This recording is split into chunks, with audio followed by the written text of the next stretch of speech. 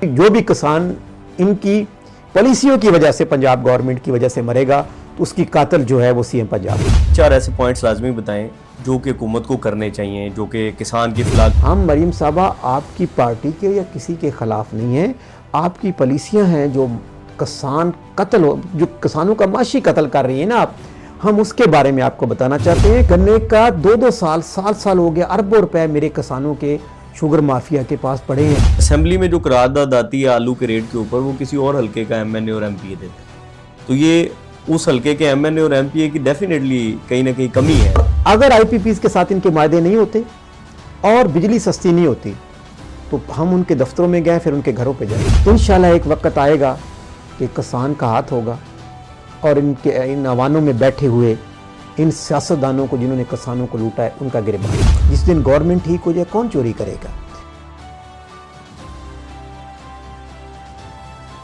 मेहनत करे किसान और खाए कुल जहान।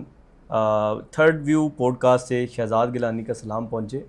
मेरा एक दोस्त मेरे साथ, वो किसान था और हम एम्पोरियम मॉल गए तो वहाँ पे उसने फ्राइज़ की वो जो एक छोटा पैक होता है वो ऑर्डर किया। पूछा कितने का है, तो उन्होंने कहा जी ये 300 का है ना।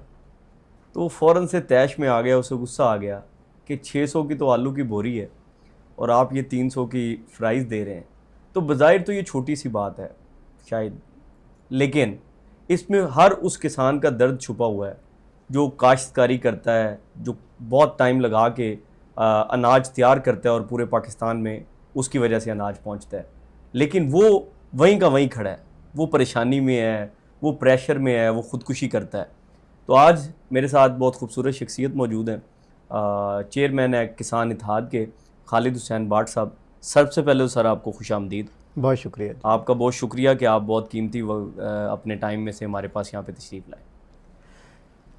मैं आपसे सबसे पहले ये पूछना चाहूँगा कि वैसे तो खिलाने वाले को तो कभी माफिया नहीं कहा जा सकता, खाने वाले को माफिया कहा जाता है, लेकिन जब किसान को माफिया या उसके ऊपर तंग किए जाते हैं, रस्ते उसे तंग किया जाता है, तो किसान कितना हर्ट होता है, उससे क्या नुकसान होता है उसका? देखें जी, हमारा सबसे बड़ा हमारे मुल्क का मसला जो है और सबसे ज़्यादा जो मुल्क की तरक्की में अहम किरदार अदा करने वाला वो किसान है। अगर पाकिस्तान के किसान को खुशहाल कर दिया तो पाकिस्तान खुशहाल हो गया। देखें जी, अब मेरा किसान बड़ी मुश्किल से अपने गांव में उसकी एक फैमिली में जितने बच्चे बेटियां सब मिलके वो सुबह जाता है, ज़िम्मेदारी करता है, रात की अंधेरी रात सर्दियों गर्मियों में अपनी फसल को तैयार करता है। 6 महीने की फसल या 3 महीने की फसल का वो इंतज़ार करता है कि मेरी फसल तैयार होगी, मैं अपने बच्चों के लिए रोज़गार करूंगा, मेरा रेट मिलेगा, मैं अपने बच्चों को एजुकेशन दूंगा, उनकी अपनी बच्चियों की शादी करूंगा। आप यकीन करें कि ये साल 1.5 साल में किसान के साथ जो जुल्म हुआ है ना, वो बताया नहीं जाता, देखा नहीं जाता। आप यकीन करें कि गंदम हमारी आई, उससे पिछले साल जो गंदम का रेट था वो 3900 था। बिल्कुल ठीक। जब ये गंदम आई तो हमने खाद महंगी ख़रीदी, उससे डीज़ल महंगा ख़रीदा, बिजली का यूनिट महंगा ख़रीदा। पानी, हमारी नहरी निज़ाम आपको पता है बिल्कुल ख़त्म होता जा रहा है, क्योंकि एरीगेशन मिनिस्ट्री जो है इतनी करप्शन है कि वो नहरों की भल सफाई को भी सालों साल हो गए, वो भल सफाई नहीं हुई उसकी। बिल्कुल ठीक। तो जब वो बेचारा गरीब किसान अपनी फसल लेके आता है मार्केट में तैयार करके, तो उसके बाद उसको जब रेट नहीं मिलता तो उसका तो और कोई रोज़गार नहीं है, उसके बच्चे बेटियां सब फैमिली उसमें लगी हुई है। तो उसमें जो अभी हमारे साथ ये जुल्म हुआ है, मैं किसी सियासी जमात के बारे में नहीं कहना चाहता, ना किसी पार्टी के बारे में कोई बात करना चाहता हूँ, लेकिन जब से सीएम मरीम साहबा आई हैं तो उन्होंने जो ज़रात, असल ज़रात से उनका मेरे देखने में उन फैमिली का या उनका कोई पेशा या कोई जुड़े नहीं है ज़रात से, तो उनको ज़रात के बारे में और किसान के बारे में पता ही नहीं, और उसको ये भी नहीं पता कि मेरा 70% मुल्क चलाने वाला किसान है। वो तो किसानों को इस तरह लफ्ज़ बोलती है कि मैं बार बार भी बोलूँ तो अच्छा नहीं लगता। कभी वो माफिया कहती है, कभी वो कहती है ये दहशतगर्द हैं, ये रोडों पे आते हैं। क्या जब आप मुझे मारोगे, जब मेरी गंदम 4000 की बजाय 2000 की ख़रीदोगे, बल्कि ख़रीदने से इनकार कर दोगे, गन्ने का रेट जो है अपनी मर्ज़ी से दोगे, क्योंकि शुगर माफिया आपके साथ जुड़ी हुई हैं, आप गन्ने का 2-2 साल साल हो गया, अरबों रुपए मेरे किसानों के शुगर माफिया के पास पड़े हैं। और आप देखें कि 3 दफ़ा उनको एक्सपोर्ट की परमिशन मिल गई है कि वो शुगर बार भेजें। और जब केन कमिश्नर किसान का और फ्लोर मिल और गवर्नमेंट बैठ के रेट डिसाइड करते हैं तो वो शुगर का रेट निकालते हैं, फिर शुगर मिल का ख़र्चा निकालते हैं, फिर किसान की कास्ट निकालते हैं, उसके बाद रेट डिसाइड करते हैं। तो क्या जो शुगर अभी भेजी गई है बाहर, पैसा तो मेरे किसान का था जो अभी तक नहीं दिया, उस पैसे में जो अरबों रुपए शुगर माफिया ने भी कमाया है, क्या उसका प्रॉफिट शेयर भी मेरे किसान को मिलेगा? दूसरा, गंदम जो है वो आपके सामने है, 4,000 4,500 हमारा ख़र्चा आया, 3900 का रेट रखा, वो भी नहीं ख़रीदी। उसके बाद आज मेरा किसान ने आधी गंदम बेची, आधी उसने बचा के रखी कि चलो मेरा मुश्किल वक्त में मैं बेचूंगा, क्योंकि उसको पता था चलो अच्छी कोई फसलें हो जाएंगी। सीड आया, चावल आया, उसके इन्होंने सीड 2 नंबर दिया। मूंजी जो 125 और 130 मन एवरेज आ रही थी वो 20 मन एवरेज आई। बिल्कुल। काटन आपके सामने है, 7,000 से 8,000 से ऊपर रेट नहीं। मकई तो ऐसा हाल था कि किसानों ने मकई, आपने अगर गांव में जाओ तो सड़कों पे मकई पड़ी हुई आपको नजर आएगी। बिल्कुल ठीक। तो इस हवाले से जो किसान के साथ जुल्म हो रहा है, और बिजली का अभी हमारा एक सबसे बड़ा जो अहम इशू जो इस टाइम पंजाब के किसानों के लिए सबसे बड़ा मसला है वो बिजली के बिलों का है। 2015-16 में हमारी ओवर बिलिंग हो गई। गवर्नमेंट ने, सेक्रेटरी पावर और सब लोगों ने हमसे मिलके कहा कि हम आपका ये बिल ऑडिट करवाने के बाद आपसे ले लेंगे, बाकी आप करंट बिल देते रहें। हम वो करंट बिल देते रहे। अब हुआ ये कि 3 महीने से एक ऑपरेशन शुरू किया पंजाब गवर्नमेंट ने फेडरल गवर्नमेंट के साथ मिलके, और इख्तियारात वो रेंजर्स को दे दिए। ओके। अब बिजली वाले जाते हैं किसान के घर, उसका कनेक्शन भी काट देते हैं, और 7 रेंजर की गाड़ियाँ जाती हैं। मैं आर्मी चीफ से ये अपील करना चाहता हूँ कि पाकिस्तान के आर्मी में सबसे ज़्यादा किसान का बेटा है, और आप देखते हैं कि जब शहीद आते हैं हमारे गांव में, उनके जस्ते खाकी जब हमारे पास आते हैं तो किसान, बूढ़ा बाप जो ज़िम्मेदारा करता हुआ वापस अपने बेटे की लाश, अपने उसको देखता है, जस्ते खाकी को देखता है, वो कहता है मेरे 10 बेटे भी हों तो मैं इस मुल्क पे कुर्बान कर दूँ। तो मेरी मुल्क की सलामती में मेरे किसान का बड़ा किरदार है।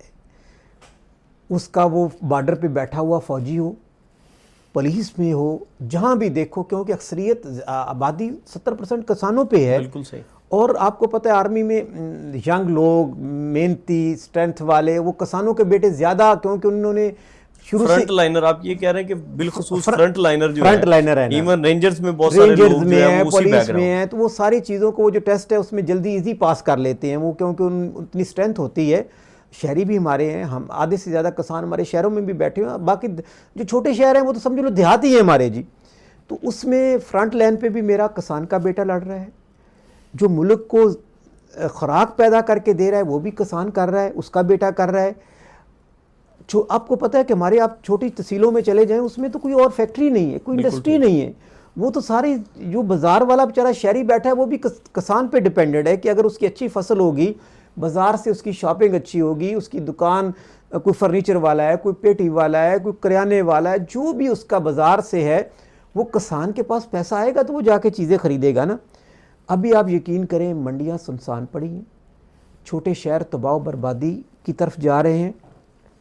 और मैं सीएम पंजाब के बड़े बड़े प्रोजेक्ट देखता हूँ कि आज उन्होंने एक मरीज़ों के लिए हेली ले आई, जहाज़ ले आई, अच्छी बात है।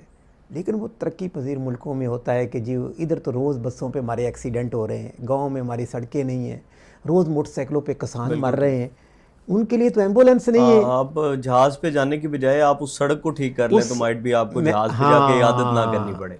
उनके लिए रनवे बनाए जा रहे हैं। वो एक जहाज़ मरीज़ के लिए, सिर्फ हम किसी की बुराई में नहीं जाते, लेकिन हम, ये भी अच्छी चीज़ है, लेकिन हम इस पोजीशन में तो आ जाएं कि हमारे पास अल्लाह इतनी वसाइल दे कि हम तो एक एक मरीज़ के लिए हमारा एक एक जहाज़ उड़े, हम उसमें ये नहीं करते। लेकिन अभी तो हमारा इंफ्रास्ट्रक्चर ही नहीं है। अच्छा खालिद साहब, आपको ये नहीं लगता कि किसानों के भी मुख्तलिफ ग्रुप हैं, किसी ने कोई ग्रुप बनाया हुआ है, किसी ने कोई ग्रुप बनाया हुआ है, तो ये ग्रुप बंदी, अलग-अलग ग्रुप बंदी आपको नुकसान नहीं पहुंचाती? आपकी बात को सॉलिड तरीके से पहुंचाने में रुकावट नहीं है? देखें जी, हम तो कोशिश करते हैं कि सबके साथ मिल के ही चलें, बल्कि किसान इत्तेहाद काफ़ी सारे हम लोग तो इकट्ठे ही हैं, लेकिन गवर्नमेंटें कुछ लोग अपने रखती हैं, वो जमातें हों, जो भी पार्टियाँ हों, जैसे किसानों की अब तंजीमें पावर पकड़ रही हैं, एहतजाज कर रही हैं, बाहर निकली हैं, अपना हक मांग रही हैं, तो उनको तोड़ने के लिए उनमें से भी कुछ लोग, शुरू से हिस्ट्री है, कुछ ना कुछ तो आपने भी गद्दार होते हैं उसमें। तो ये छोटी मोटी चीज़ें हैं, लेकिन किसान जब अपनी ताकत के साथ बाहर निकलेगा फिर कोई नहीं है कि उसको कोई ग्रुप या कोई बंदा रोक सके। और वो वक्त आ गया है, क्योंकि किसान अब इतना मर चुका है कि आप अभी हमारे एक हारूनाबाद का वाक़या है, उस ज़मींदार था बड़ा, उसने ठेके पे ज़मीनें लेता था, उसको ठेके का टाइम आया, वो ठेका नहीं दे सका। उसने दुनिया को कहा कि आज नहर पे खड़ा होके, एक बड़ी नहर है वो, उसमें उसने छलांग लगाई, उसने कहा मैं ठेका नहीं दे सकता था, मेरी गंदम नहीं बिकी, लिहाजा मैं खुदकशी कर रहा हूँ, वो नहर में छलांग लगा दी उसने। तो इस खुदकुशी का जिम्मेदार तो उसकी देखिए, जैसे वो अभी मैं एक एप्लीकेशन देने लग गया हूँ और कोर्टों में जाऊँगा कि जो वो मेरे किसानों ने खुदकशी की है गंदम ना खरीदने की वजह से, उसकी FIR CM पंजाब के खिलाफ की दी जाए। अच्छा, आपने पुट कर दिया या अभी देनी है FIR? अच्छा, एप्लीकेशन देंगे, FIR तो नहीं लेंगे, लेकिन हम कोशिश करेंगे कि अब जो भी किसान इनकी पॉलिसियों की वजह से, पंजाब गवर्नमेंट की वजह से मरेगा, तो उसकी कातिल जो है वो CM पंजाब होगी और उसके खिलाफ FIR दर्ज करेंगे। चलें जी। और ये बताएं क्विकली, कुछ 3-4 ऐसे पॉइंट्स लाजमी बताएं जो कि हुकूमत को करने चाहिए, जो कि किसान की फलाह के लिए, जिससे आपकी एग्रीकल्चर बहुत इंप्रूव कर सकती है, किसान बहुत बेहतर हो सकता है। देखिए जी, सबसे पहले तो जो हमारे नहरी निज़ाम है, आपको पता है पानी शार्टेज की वजह से हमारी जो बिल्कुल टैल पे लोग हैं उनको पानी नहीं मिल रहा। ठीक है, फिर लेकिन इसमें जो किसान चोरियां करते हैं, पानी चोरी करते होंगे यकीनी तौर पे, देखिए जी, वो महकमा इरीगेशन के अलावा और इनके अलावा नहरी निज़ाम के महकमे से मिल के कोई चोरी नहीं कर सकता। जिस दिन गवर्नमेंट ठीक हो जाए, कौन चोरी करेगा? वो भी उस किसी बड़े ज़मींदार से, जो बड़ा लैंडलॉर्ड बैठा है, उसको कहते हैं कि जी आप अपनी मर्ज़ी से मोगा लगा लो। गरीब जो गांव वाले उनको छोटा मोगा लगा देते हैं, वो 5 लाख दे देता, उसका बड़ा मोगा है, उसको पैप भी लगा देते हैं। जो गरीब आदमी उसको कुछ नहीं देता। वहाँ भी तो नहरी निज़ाम है ना, वहाँ भी तो गवर्नमेंट है ना, गवर्नमेंट के बगैर कोई कुछ कर सकता है? तो मैं एक तो जो हमारा नहरी निज़ाम है, दूसरा हमारा जो ट्यूबवेल का कनेक्शन काट रही है गवर्नमेंट पंजाब, खुदा के वास्ते वो उस पर ना काटें, और जितना जल्दी हो सके। अभी प्राइम मिनिस्टर ने एक ऐलान किया है कि मैं 28,000 सोलर बलूचिस्तान को दूंगा। हमने 8 दिन बलूचिस्तान असम्बली के सामने धरने पे बैठे रहे। मैं CM बलूचिस्तान को सलाम पेश करता हूं कि आप यकीन करो कि 8 दिन बलूचिस्तान असम्बली बंद रखी, उसके सामने धरना दे के बैठे रहे, लेकिन एक भी उसने आके हमें उफ तक नहीं किया, बल्कि उन्होंने कहा हम आपको खाना पानी भी देते हैं, आप बैठे हैं अगर एहतजाज के लिए। बल्कि उसने हमारे साथ मुज़ाकरात करके और फेडरल गवर्नमेंट को और प्राइम मिनिस्टर से अप्रूवल करा के 28,000 में फ्री सोलर दे रहे हैं। लेकिन पंजाब में जो ट्यूबवेल हमारे लगे हुए कनेक्शन वो काट रहे हैं। मैं कहता हूं कि गवर्नमेंट से कि सबसे पहले जो हमारे कनेक्शन काट रहे हैं उनको बंद किया जाए, और जिस किसान के कनेक्शन काट रही हैं वो वापस लगाएं, और जो उनका बिल बनता है वो अभी जो हमारा बिल आ रहे हैं वो लेते रहें, जो हमारे बकाया जाते हैं उसका ऑडिट कराने के बाद वो हमसे ले लें। और दूसरा, खाद, हमें मरीम साहबा कहती है कि मैं दूसरे किसानों गरीबों को आटा कैसे बेचूं। मैं उसकी मिसाल सुन के हैरान हो गया। मैं उसके, मरीम साहबा को समझ नहीं आएगी, मैं चलो उसी की ज़ुबान में समझा देता हूं कि मरीम, हम हैं किसान, मरीम का पेशा है सियासतदान। मरीम सियासतदान है, बिल्कुल ठीक। मरीम ये करे को हमें कहती है कि मैं गरीबों को कैसे दूं, तो मेरा तरस आ जाता है, तो फिर मैंने वो आटा सस्ता कर दिया। हम कब कहते हैं कि 70% तो आटा खरीद, आधे किसान गंदम बेच देते हैं बेचारे, बाद में आटा खरीदते हैं, क्योंकि उनके पास इतने पैसे होते हैं जिससे गुजारा कर लें। उन्होंने तो वो कर्जे उठाए होते हैं, वापस देने होते हैं, ये सारी उसमें खरीदने वाला आटा भी मैं ही हूँ, किसान ही है। मैं मरीम साहब आपको मिसाल इस तरह देता हूँ कि आप सियासत बिजनेस है आपका, इससे आप खाती पीती हैं, कमाती हैं। आप ये करें कि इलेक्शन लड़ें, आपकी पार्टी ले ले 200 सीटें, ओके, और आप कहें कि यार दूसरी गरीब पार्टियां थी, 100 सीटें मैंने उनको दे दी। अच्छा मरीम साहबा, आप 200 बिजनेस है आपका, 200 सीटें जीते और 200 में से 100 गरीबों को बांट दें। जीते आप अपने निशान से मेहनत करके, और वो 100 सीटें आपको छोटी पार्टियां जो बेचारी नहीं जीत सकती उन पे रहम करके दे दें। इस तरह किसान गंदम काश्त करे 4,000 में, और उसको कहती है कि आप गंदम दे दो 2500 में और मैंने गरीब को आटा देना है। भाई बाकी जो 1500 अपनी जेब से दे दो, वो 1500 जेब से दे दो। मैं इसको समझाने का थोड़ा सा, पता नहीं समझ सकी होगी, मैं उसको समझाना ये चाहता हूं कि गंदम मेरी है, काश्त मैंने की, खर्चा मैंने किया, तो मुझे घर में 4,000 पड़ी, मुझे कहती हो 2500 में आप जो है ना बाहर बेच दो। इस तरह आपने जो 22 सीटें जीती हैं उसमें से आधी गरीबों को बांट दो। मैं कहूँगी फिर आप जैसी तो लीडर ही पैदा नहीं होनी। फिर आपको समझ आएगा कि किसी का हक मार के किसी को कैसे दिया जाता है। और आईपीपीज़ के ख़िलाफ़ आप रोड पे आ गए, एहतजाज किया, दरवाजे बंद किए काफ़ी बड़ी तादाद में, तो क्या नताइज निकलते नज़र आते हैं आपको उसके? देखें जी, लोगों ने एहतजाज किए प्रेस क्लब पे या रोडों पे। किसान तो टारगेट मारता है, वो जट आदमी है, उसने सीधी बात करनी है। हमने तो किसान जिन्होंने आईपीपीज़ ने लूटा था, हम तो उनके घर के सामने, दफ्तर के सामने चले गए, उनका दफ्तर बंद कर दिए। हमने 4 सितंबर को जो सबसे बड़ा आईपीपीज़ का मालिक है, जो गवर्नमेंट पे बड़ा असर रखने वाला है, लाहौर में हमने 10 घंटे उसका दफ्तर बंद रखा। और अगर आईपीपीज़ के साथ इनके मायदे नहीं होते और बिजली सस्ती नहीं होती तो हम उनके दफ्तरों में गए, फिर उनके घरों पे जाएंगे। जो किसान नहरों में छलांगे मार के खुदकशियाँ कर रहे हैं, यूनिट हम 60-70 रुपए का लेके 5 लाख रुपए 4 एकड़ वाला किसान, उसका ट्यूबवेल का बिल आ जाए 4 लाख का, वो कहाँ से पे करे? तो हम फिर इनके घरों पे जाके बैठेंगे। हमारे पास तो मरने का रास्ता, मर तो रहे हैं हम, गुर्बत इतनी हो गई है, बच्चों की शादी हम नहीं कर सकते, बच्चों को स्टडी हम नहीं करवा सकते, अच्छी सेहत। आप यकीन करो कि हमारे किसानों के, गरीब किसान जो 5-6 एकड़ है, खुदा की कसम साल 1.5 साल एक ही सूट पहनता है, उसको भी सी के, वो आपने देखा होगा गाँव में जाके देखे, जूती उसकी टूटी हुई है, कपड़े वो अच्छे नहीं पहन सकता।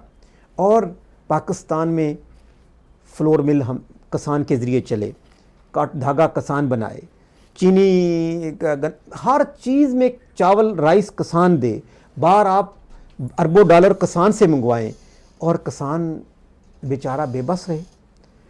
इंशाल्लाह एक वक्त आएगा कि किसान का हाथ होगा और इन अवानों में बैठे हुए इन सियासतदानों को जिन्होंने किसानों को लूटा है उनका गिरबान होगा। अच्छा, आप किसानों के लीडर हैं, डायरेक्टली काम करते हैं किसानों के साथ। किसानों में क्या ऐसे मसाइल हैं जिसकी वजह से वो ये इस सप्रेशन का शिकार है? चलें, एक तो हुकूमतों की गलती है ना, दूसरा आपको क्या लगता है किन पॉइंट्स पे किसानों को अपने काम करने की ज़रूरत है जिससे उनको बहुत सीरियस लिया जाए? देखें जी, आप यकीन करें कि ज़राअत का ऑफिसर भेज दें जिसने डिग्री ली हो और एक किसान को कहें कि जी आपकी ये फसल लगी हुई है, इसमें क्या बीमारी है। अल्लाह गवाह है, वो ज़राअत का जो इंजीनियर, जो जिसने किया होता है, डिग्री ली होती है, जिसने ज़राअत पे पढ़ा होता है, उससे ज़्यादा वो एक किसान को पता है कि मेरी फसल को क्या मसला है, उसको पता है कि मेरी ज़मीन में क्या काश्त होना है, क्या नहीं होना। लेकिन सबसे इशू सीड का है। हमें तो अच्छी सीड ही नहीं दिए जाते। हम सीड ऐसे दिए जाते हैं जिसमें, अब देखो, सीड के लिए अभी पंजाब गवर्नमेंट ने वही गंदम मेरे से 2600 मन नहीं, लेकिन फिर आपको तो फिर कॉर्पोरेट माफिया का भी दरवाज़ा बंद करना चाहिए ना। हुकूमत के साथ तो आपका एक मामला है ना। यही मैं कह रहा हूँ, अभी सीड पे आ गए। जैसे अभी सीड बनाने वाली बड़ी बड़ी कंपनियां हैं, खाद बनाने वाली बड़ी बड़ी कंपनीज़ हैं, ठीक है जी।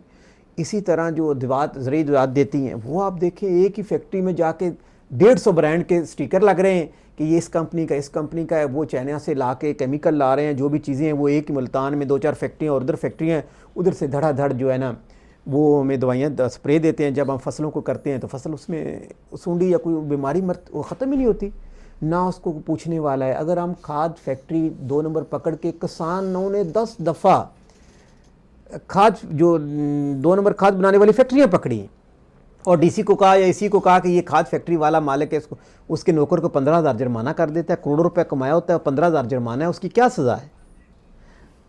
इनको सूबाई और कौमी असम्बली में बिल पास कराने चाहिए कि देखें, आपकी सूबाई और कौमी असम्बलियों में तो कोई 30-40% तो कम से कम किसान है सर जी। कम से कम जिनका शोबा जो है वो ज़राअत है, उनकी ज़मीनें 65 से 70% ज़राअत तो किसानों के नहीं कर रही है, वो तो नहीं कर रहे। हमें यही तो, हमें देखो, हमारे यहाँ पार्टियाँ नहीं हैं, हमारे यहाँ लोग तो मार्शल दावा करते हैं ना कि मार्शल लॉ आ जाता है और उससे मुल्क की तबाही आ जाती है। मैं तो कहता हूँ कि मुशर्रफ के दौर में बड़ा आगे लोग गए। हम नहीं चाहते कि मार्शल आए, लेकिन ये पार्टियाँ नहीं हैं, ये माफिया हैं। क्या कोई नवाज शरीफ के ख़िलाफ़ या असद जरदारी के ख़िलाफ़ या बड़े लीडरों के ख़िलाफ़ कोई खुल के बात कर सकता है? जब उनकी पॉलिसी को देखते हैं तो उनके जितने एमएनए होते हैं कहते हैं खुदा के वास्ते उन पॉलिसी को फॉलो करना है, हमने कोई बात नहीं करनी। ओके। वो उन्हीं को फॉलो करते हैं। लेकिन देखें ना, अगेन फिर ये पब्लिक पे बात आ गई ना। जैसे दीपालपुर की बात करें तो वो लैंड ऑफ पोटैटो है, एशिया का सबसे ज़्यादा आलू काश्त होता है, लेकिन असेंबली में जो करारदाद आती है आलू के रेट के ऊपर, वो किसी और हल्के का एमएनए और एमपीए देता है। तो ये उस हल्के के एमएनए और एमपीए की डेफिनेटली कहीं ना कहीं कमी है, वीकनेस है कि उसने वो नहीं किया। तो लोग हम खुद ही सिलेक्ट करते हैं और फिर उस पर क्या शिकवा। हमारे पास क्या रास्ता है? हमारे पास दो बंदे आते हैं गांव में, बेचारे सियासत तो है ना, एक ने एक को वोट दे देना, एक को ने एक को दे देना है। हम कोशिश कर रहे हैं किसानों को जगाने की, हम कोशिश कर रहे हैं किसान को जगाने की कि किसानों उठो, आप सबसे ज़्यादा हैं, आप इकट्ठे होके मिल जाओ ताकत के साथ। अभी आपने एहतजाज किए, आपने आवाज़ बुलंद की है, कल आप इलेक्शन लड़ो अपने प्लेटफॉर्म पे और अपना हक छीने इन माफिया से जो हमने 70 साल से इनको वोट दे रहे हैं। और जब इनका वक्त आता है तो इनको ज़रात भी भूल जाती। मैं तो कहता हूँ कि जब ये जाएँ कौमी असम्बली और सूबाई असम्बली में ज़मीन पे बैठ जाएँ, जाके उसको कहें ये नहरी निज़ाम हमारा सही करो, ये हमारा आलू का रेट सही करो, हमारी मकई का रेट सही करो। अभी आपने देखा है कि आलू को स्टोरेज करने के लिए रेट 1400 रुपये मन, 1300 रुपये मन। उनको हम डीसी के पास जाते हैं या उनको कहते हैं कि स्टोर वाले इतना पैसा ले रहे हैं। अब वो स्टोर वाले कहते हैं कि भाई वो तो स्टोर वाले तो पैसे देते हैं उनको, हम तो गरीब किसान कहीं दे नहीं सकते, इसीलिए तो माफ़िया है। अगर हम सियासतदानों को या सीएम को भी अरबों डॉलर दे देते जैसे शुगर माफिया देता है या बड़ी माफियाज देते हैं, खाद फैक्ट्रियाँ देती हैं, सीड वाले देते हैं, तो हम भी उनके अच्छे होते। हम तो हमें तो कहती है दहशतगर्द भी हैं, ये माफिया भी हैं। हम मरीम साहबा आपकी पार्टी के या किसी के ख़िलाफ़ नहीं हैं, आपकी पॉलिसियाँ हैं जो किसान कत्ल हो, जो किसानों का माशी कत्ल कर रही है ना आप, हम उसके बारे में आपको बताना चाहते हैं। किसान भूलेगा नहीं, वो आपसे इस चीज़ का बदला ज़रूर लेगा कि आपने किसानों को माफिया बोला, किसानों को दहशतगर्द बोला, उसका हिसाब आपको देना पड़ेगा। किसान हर चीज़ याद रखेगा और ये वक्त दूर नहीं है जब ये कहीं भी जाएगी तो किसान खड़ा होकर सवाल करेगा कि आप मेरे इलाके में क्या लेने आई हैं, मैं तो आप माफिया हूँ। ये जितने मर्जी एमपी एमएलए कोशिश कर रहे हैं कि अब मरीम को हम खुले आम जलसे करवा लेंगे, किसान खड़े होकर इससे ज़रूर पूछेंगे कि आपने हमें माफिया क्यों बोला। अच्छा चलें, वज़ीर आला तो क्योंकि बैकग्राउंड नहीं है उनका ज़राअत का, लेकिन जो मिनिस्टर्स हैं उनका बैकग्राउंड तो ज़राअत का है और वो ख़ुद भी ऐसी फैमिली से हैं जो ज़िम्मेदार करते हैं, तो वो भी आपकी सिचुएशन को नहीं समझते। मैं कहता हूँ कि वो मरीम के सामने बात ही नहीं कर सकते, वो सीएम पंजाब और अपनी पार्टियों के ख़िलाफ़ सवाल ही नहीं कर सकते। वो तो कहते हैं कि कहीं सीएम पंजाब हमसे नाराज़ ना हो जाए, हमने क्या बोलना है, जो सीएम साहब कह रही हैं वो तो उसी लाइन को फॉलो करते हैं। मैं हैरान हूँ कि हमारी कैसी जमहूरियत है। जमहूरियत का मकसद है खुल के बात करें, अपनी चीज़ें बताएं। ये पार्टियाँ तो डिक्टेटर हैं, जमहूरियत नहीं है। अच्छा खालिद साहब, ये बताएं कि अब क्या करने जा रहे हैं? मतलब ये जो पॉलिसीज़ हैं, ये जो मामलात हैं, ये तो इसी तरह रहने हैं। हर रोज़ कोई ना कोई ऐसी स्टेटमेंट आ रही है जिससे दिल भी दुखता है ना। अभी कुछ पॉलिसियाँ ऐसी थी जिनसे तो उनका सांस लेना भी दो भर हो गया, लेकिन इस तरह की स्टेटमेंट से वो फिर और मायूसी पैदा हो जाती है इंसान के अंदर। तो आप क्या करने जा रहे हैं? देखिए जी, हम तो अपने किसानों को इकट्ठा कर रहे हैं और मैं किसानों से अपील करता हूँ कि हमने किसान इत्तेहाद का प्लेटफॉर्म बनाया है, उस पर इकट्ठे हों, आपस में जुड़ जाएं। जिस दिन किसान इकट्ठा हो गया, मैं किसानों से ये उनको बताना चाहता हूँ कि जिस दिन आप 50% भी इकट्ठे हो गए ना और आपने कहा कि हम इस्लामाबाद या सीएम पंजाब और पीएम को चेंज करना चाहते हैं, खुदा की कसम अगले घंटे में लोग आपके पाँव पे होंगे और आप जो कहेंगे वो करेंगे। जब तक आप इकट्ठे नहीं होते, देखो बाज़ार में जाओ तो रिक्शे वाले की यूनियन है, रेडी वाले की यूनियन है, बिजनेसमैनों की यूनियन है, ट्रेडर्स की यूनियन है, एक सिर्फ किसान है जो तादाद में भी ज़्यादा है, जो सबसे ज़्यादा, आधी से ज़्यादा इंडस्ट्री को भी किसान की वजह से चल रही है। किसान इकट्ठा नहीं हो रहा। हमने किसान इत्तेहाद के प्लेटफॉर्म को इसीलिए बनाया है कि किसान इत्तेहाद के प्लेटफॉर्म पे इकट्ठे हो जाएं। मुझे नहीं कहता कि मुझे लीडरशिप रखे, इकट्ठे हो जाएं, अपनी मर्जी से अपने लीडर चुनते रहें। एक डिसाइड कर लें कि 2 साल बाद हमने आपस में इलेक्शन कराना है और अपना लीडर चेंज करना है, उसकी प्रोग्रेस ठीक है वरना उसको चेंज करना है। मिलकर एक ताकत के साथ एक प्लेटफॉर्म पे सियासी झंडा हटा दें। हमें किसी झंडे के तहत काम नहीं करना। और एक चीज़ आपको बताऊं, इन सियासी झंडों ने लोगों गांव में मर्डर करवाए और वो सियासतदान कि ये इस पार्टी से इस पार्टी में गांव में लड़ाइयाँ होगी, लोग मर्डर हो गए, किसानों के बेटे। वोट देते वक्त इन सियासतदानों के, MNS को। और मैंने वो भी दौर देखा कि जिस पार्टी में वो थे और जिनकी वजह से मर्डर हुए, वो दोनों मिलके, वो MP लड़ रहा है, वो MNA लड़ रहा है एक ही पार्टी में।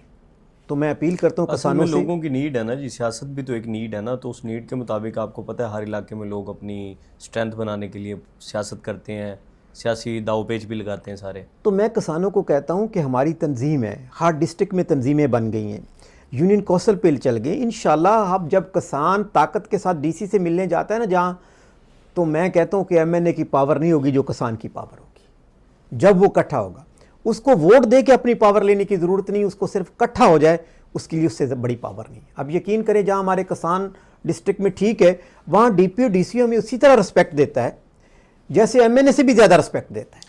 अच्छा, अगर मैं आपसे पूछूं कि जो 2-3 एकड़ रकबा रखता है, 4 एकड़ 5 एकड़, खालिद हुसैन बाट जो है वो उस बंदे का लीडर कैसे होगा?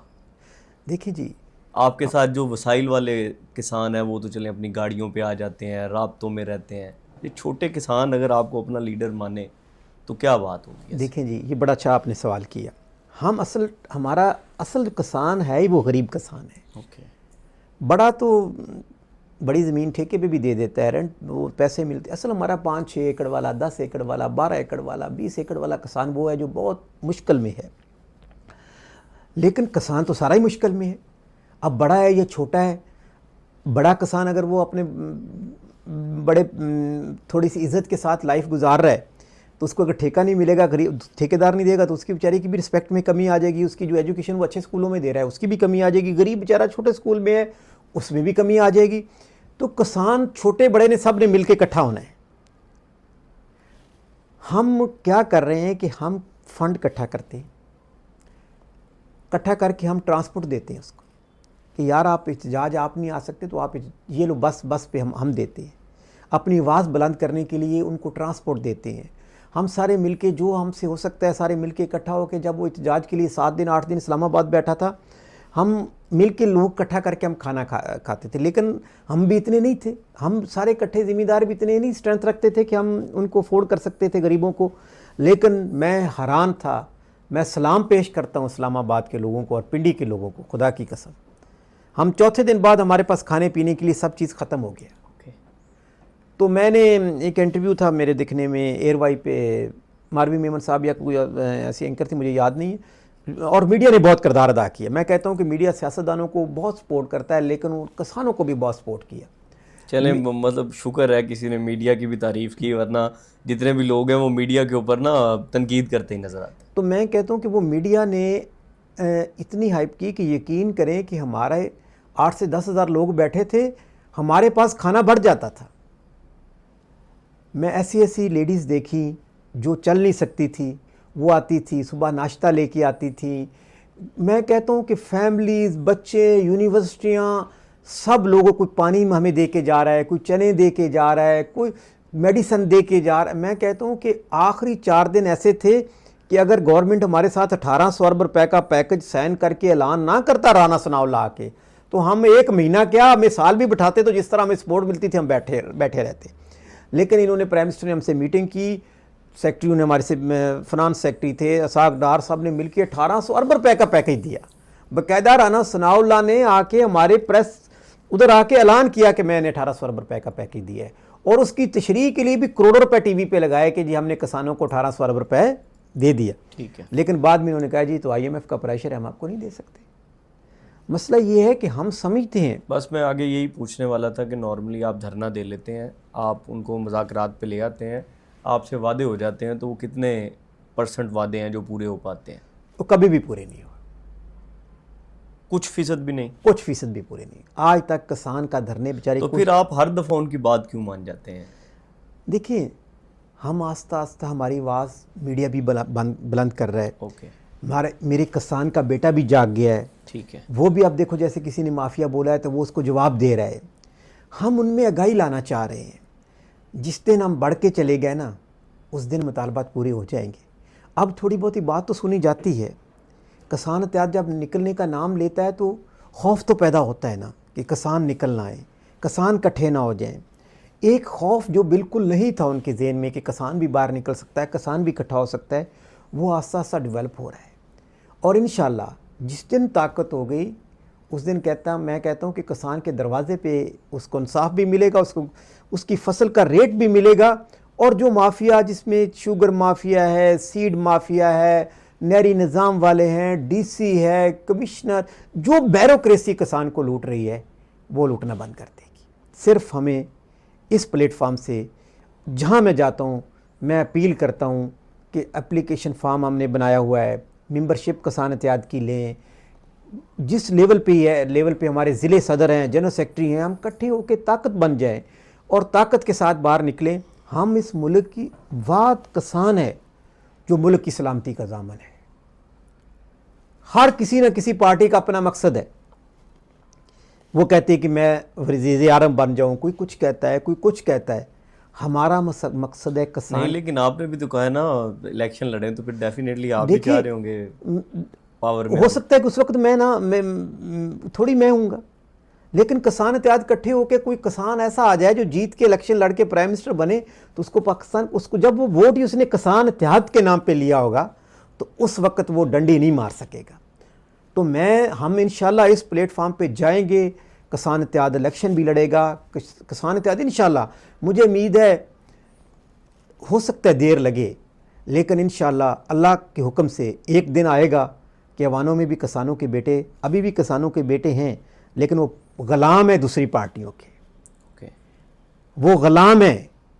वो कहते हैं कि जी आपको इस बंदे की वजह से वोट मिला, आपको इस बंदे की वजह से वोट मिला, तो वो बोलने की ताकत नहीं रखते। लीडर जो हैं वो इस लेवल के उनकी है कि मैं कहता हूँ कि डिक्टेटरशिप उनके मुकाबले में मैं नहीं मानता कि कुछ है। मैंने ऐसी जगह पे मीटिंग देखी है कि 40-40 MNA ऐसे सामने हाथ बांध के खड़ा होता है जैसे कोई उनके घर के नौकर हैं। किसान इत्तेहाद के नाम से जब पार्टी किसान निकलेंगे, इकट्ठे होंगे, इलेक्शन लड़ेंगे और जीतेंगे, तो उनको पता है कि हमने किस प्लेटफार्म से आके निकले। और जिस दिन किसान इत्तेहाद के प्लेटफार्म से लोग जीत के इलेक्शन आ गए, और जिस दिन ज़राअत पे, चलो हम ना आए, कोई भी हुकूमत जिसने ज़राअत पे काम कर दिया, उस दिन इस मुल्क की तकदीर बदल जाएगी। बिल्कुल ठीक है। और ये बताएं, वैसे तंजीम में चलाने वाले लोगों के ऊपर एक इल्ज़ाम लगता है कि वो बहुत पैसा कमाने के लिए ये काम करते हैं, तो खालिद हुसैन बाट के क्या ऑब्जेक्टिव्स हैं देखिए तंजीम को चलाने? अल्लाह गवाह है कि आज तक हमने किसानों से कोई फ़ंड नहीं लिया, 1 रुपए का भी किसी से फ़ंड नहीं लिया। ओके, तो फिर कैसे मैनेज? हम सारे कोशिश करते हैं जिनको अल्लाह ने वसाइल दिए हैं। सबसे ज़्यादा मैं शेयर डालता हूँ, दूसरे दोस्त शेयर डालते हैं, मेरे सदर हैं, इस तरह मिल के हम पैसे इकट्ठे करके अभी तक हमने कोई पार्टी फ़ंड नहीं लिया। आज तक पार्टी हम अपने पैसों से चला रहे हैं, अपने पैसों से प्रोग्राम कर रहे हैं, अपने पैसों से एहतजाज कर रहे हैं। लेकिन ये नहीं कि सारे पैसे हम देते हैं। कुछ लोग बेचारे, जो सदर जनरल सेक्रेटरी, वो भी कोशिश करता है बस लाने की। कोई नीचे वाला है, कोई सदर, जो जहाँ जिसके वसाइल है, जिसके पास वसाइल है वो बस ले आता है, जिसके पास नहीं होता तो हम सारे मिलकर उसको सपोर्ट कर देते हैं। कि गरीब किसान का भी दिल करता है कि मैं अपनी आवाज़ बुलंद करूँ। आपको पता है कि पहली दफ़ा इस लाहौर के चौक पे किसानों को इन्होंने, आपको पता है किसान शहीद हुआ था, हमारे लंगड़ाल साहब थे, उनको शेलिंग के दौरान इस लाहौर में पंजाब असम्बली के सामने उसकी डेथ हुई। सबसे पहले किसानों का हमारा एक शहीद हो चुका है जो गवर्नमेंट ने मार दिया है, और उसको हम सलाम पेश करते हैं। कोई एक अच्छा ज़मींदार था, वो आया और उसने इन ज़ालिमों, देखो हमें तो एहतजाज करने भी नहीं देते, हमें तो बाहर भी नहीं निकलने देते। हम निकलते हैं तो आपको पता है, पिछले इसी साल की बात है, हम आए, आप यकीन करो कि इस तरह पंजाब गवर्नमेंट पे हमने शेलिंग और लाठी चार्ज की कि हमारे साथ किसानों की बच्चियां थी, बेटे थे, बच्चियां गिरफ्तार हो गई, बेटे गिरफ्तार हो गए, और इतनी जुल्म के साथ उस पर लाठी चार्ज की।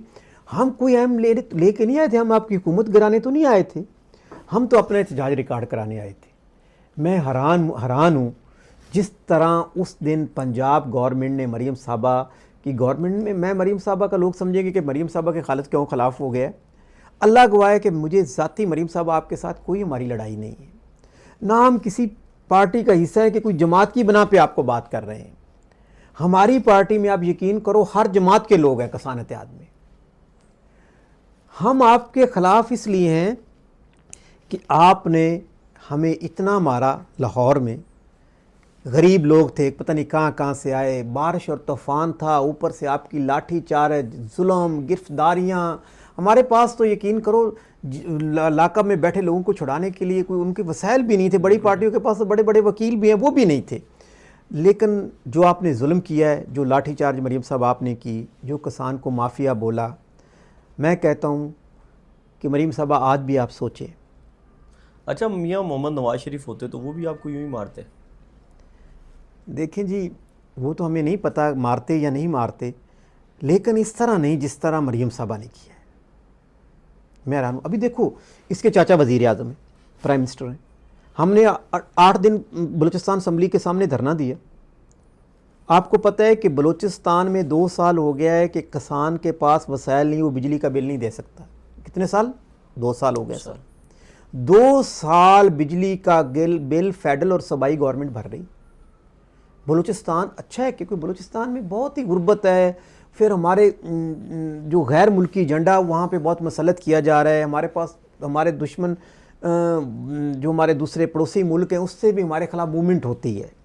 अफ़गानिस्तान है, ईरान है, उससे बलूचिस्तान में हमारे यहाँ आपको पता है दहशतगर्दी का फैक्टर बड़ा चल रहा है।